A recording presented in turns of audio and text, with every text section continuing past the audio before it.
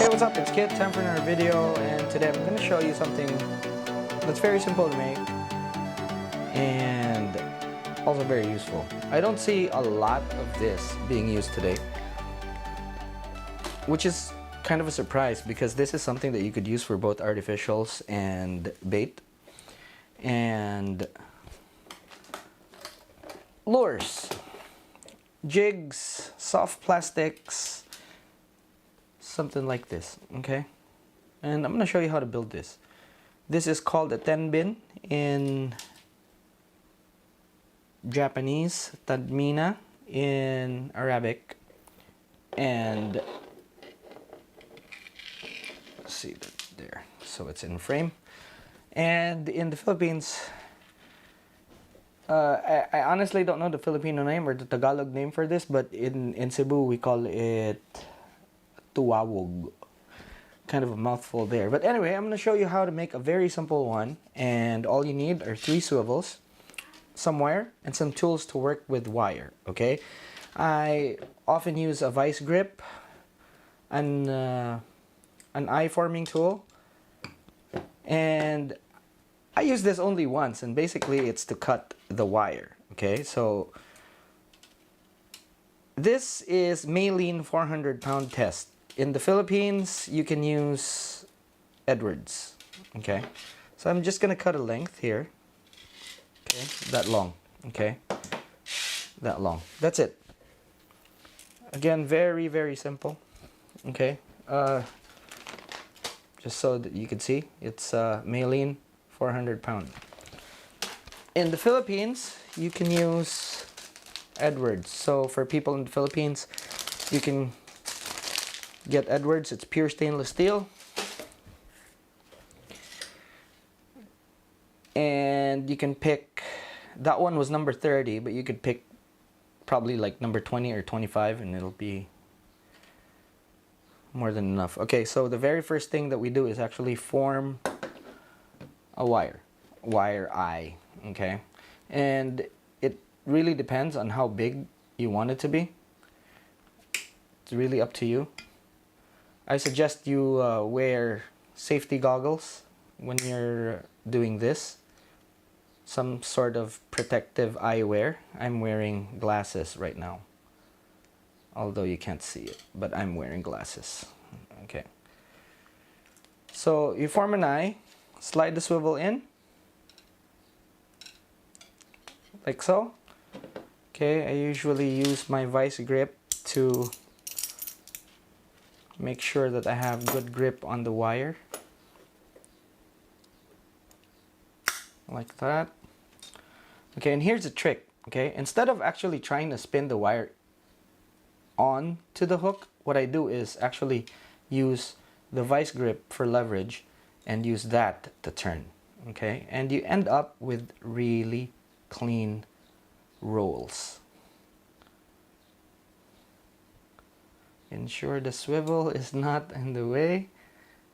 And all you need for this, honestly, is 2 or 3 wraps, and that is it. Okay? Now just to show you how the wrap looks like, I am going to use this plier. Okay? Just to show you how I'm turning this side, and this is steady. Okay, so there we go. Tight turns. Now all you need to do is just break that off. Now to break that off, you make a crank handle here. Okay, and then just go like that. Breaks. Now again, just as a reminder, if you're breaking it, you'll see that it won't get snagged or even hurt your fingers. Okay, so the eye is formed like so. Okay, and then what you need to do is do the same thing at the end right here. Okay, use that eye forming tool, form the eye,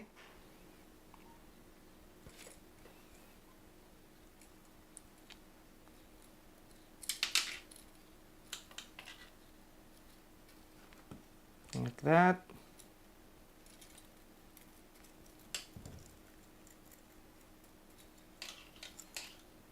Okay, put this swivel in like so. Fix the eye like that. Okay, just housekeeping there. Okay, and then your vice grip.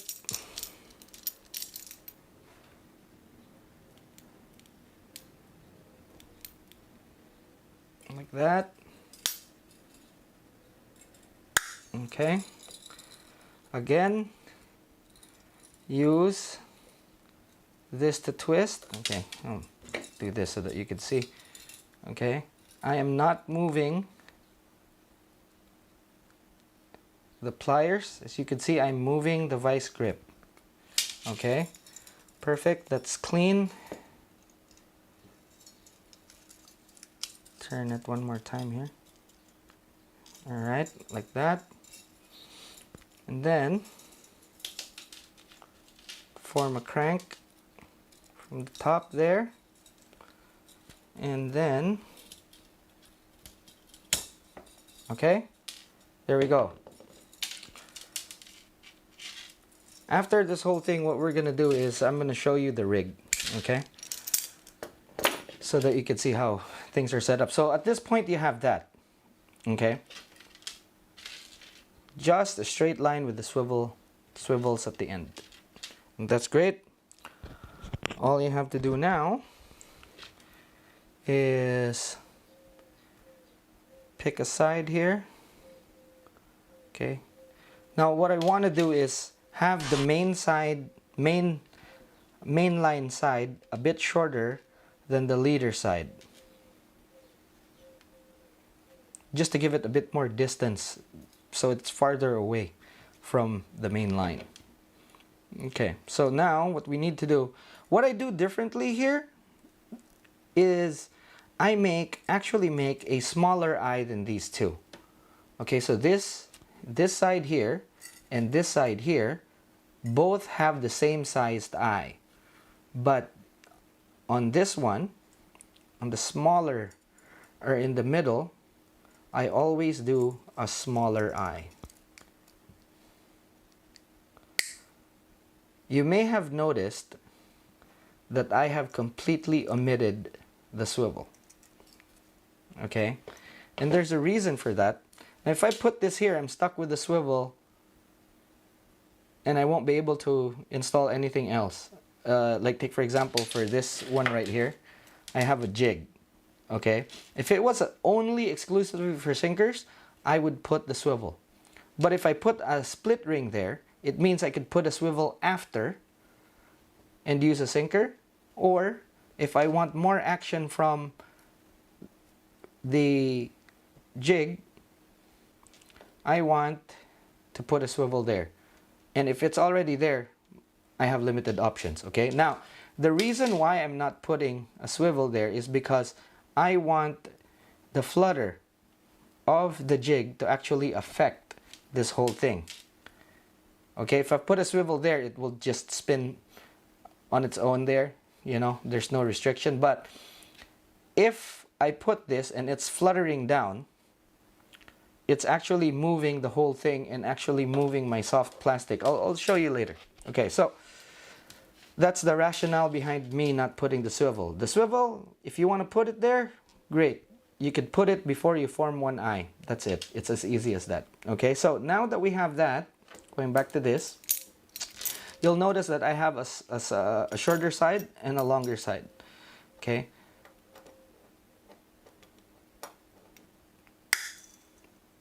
All right. Then what I could do is actually just turn the shorter side and make one or two rolls or wraps. Okay, and I end up with a perfect 90-degree bend there. On its own, it's already really good. Okay, but what I do is I take this, okay, my eye forming tool, and then I bend the long arm forward. Alright, so what we have here is I've rigged the spreader with a fast jig.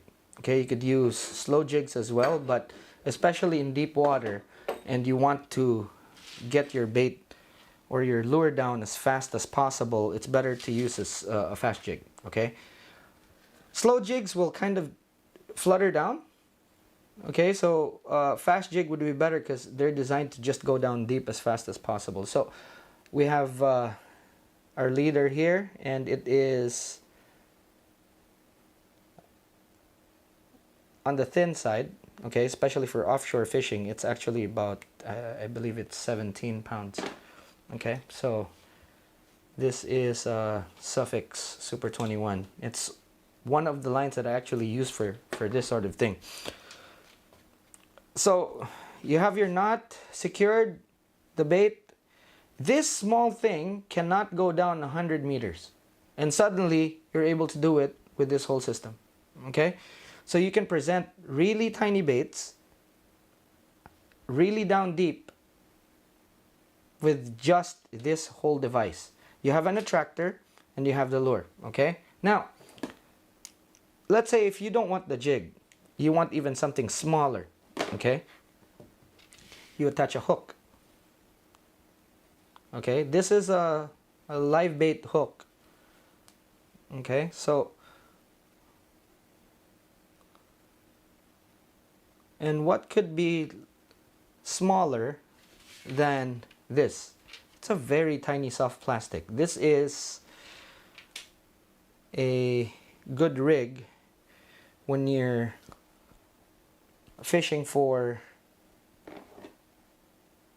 or when you're fishing down deep and the fish are homed in to tiny bait. Okay, so you know, you thread this in, okay, and you have a very small soft plastic that would tempt even the pickiest eaters. Okay, could also use bait, live bait.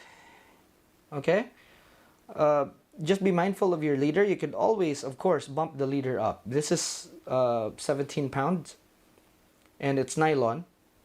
You could also use fluorocarbon. It's really your choice. This really long leader right here, okay, it's not going to get snagged to your main line because as it drops, it goes like that. See, I'm pulling on the line right here, okay, and then your leader is going to be right here. So they're separated, okay.